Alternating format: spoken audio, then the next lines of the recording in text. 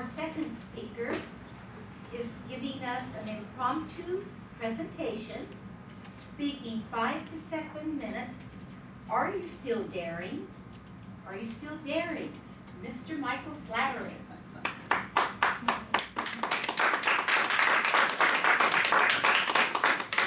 Thank you, Madam Toastmaster. Are you still daring or childlike when you can recall perhaps jumping off the roof into your friend's swimming pool? Or maybe taking that bicycle that you had at the local quarry and flying off the rock into the pool? Very good, Ed. Because at 70 years old, or older than 70, I feel that I'm the same way right now. And let me give you a little example that occurred this Saturday. My wife and I, my wife's name is Beverly, had to go to a large board meeting up in Big Bear. Now, when we go to Big Bear, rather than taking our own car, we go to one of the local edition rental car places like Enterprise or Hertz. Now, that alone is a daring endeavor. If you've never done that before, you need to do it.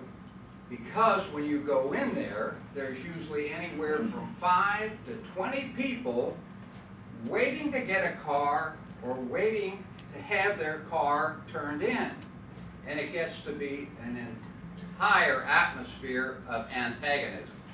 So anyway, we rented a car, and it happened to be a new Chrysler 200. Now, for those of you who don't know what that is, that's a four-door sedan that's about as fast as a go-kart.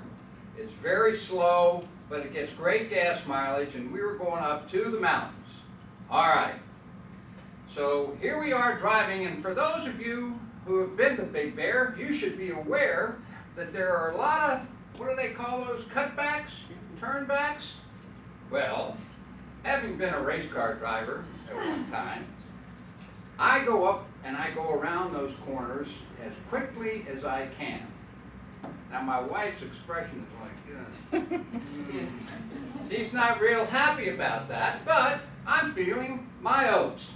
I'm taking this little car around. Now, you have to understand there's not a lot of power on this car, so we're doing a lot of rolling and a lot of braking. Well, we get about halfway, about 3/4 of the way up there, and Bev says she's got to get out.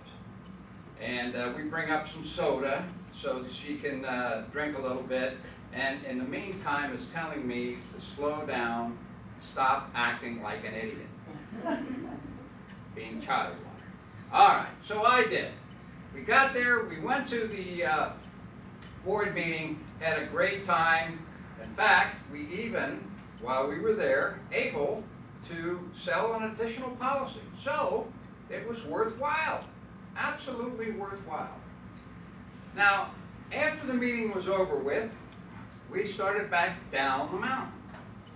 When we got down to the bottom of the mountain, I noticed that we were going into San Bernardino on the 10 freeway, and where I used to race was called the National Orange Show Speedway. Well, they had just opened it up again because it had been closed down intermittently for the past 2 years. So I said, hey, Bev, how would you like to go to a race tonight? Not really your idea. Rather go out to dinner. And I could understand that. So anyway, I said, well, I'll tell you what, let's do this. Let's at least go by, let's drive by, see if there's anybody there. If there are race cars there, I'm thinking then I'm going to be able to enroll her in the idea that we can have for dinner hot dogs, hamburgers, and we can watch the race. I think that'd be a great idea. So we go up there, and by golly, the whole parking lot where the race cars sit is totally empty. But there is a gate that's wide open that goes into the parking lot where the cars are supposed to be. So Beth says, hey, nothing going on, let's go. And I say, hey, the gate's open. So we go into the gate, go around. Now, she had seen me race many years. And I said, man, wouldn't it be great if we could get on the track? So I drive around to the entrance of the track, and by golly, there's nobody there. Guess what? I take this old Chrysler 200. Now you have to understand, when you first go on a track with a new car, you don't want to start off like you're in a race. You have to slow down. You take the first lap, then you speed up a little bit, take the second lap, and now you know you've got the feel of the track and how the car reacts, and man, then it's to the floor. My wife is screaming. She is screaming. The wheels are screeching as we're going around the turns, and I'm loving it. And I'm loving it. She finally screams, and stop, stop. So we made the last round. I went off, and we came back. So I felt like $1,000,000. Obviously, you can tell. I can still remember the summertime memory.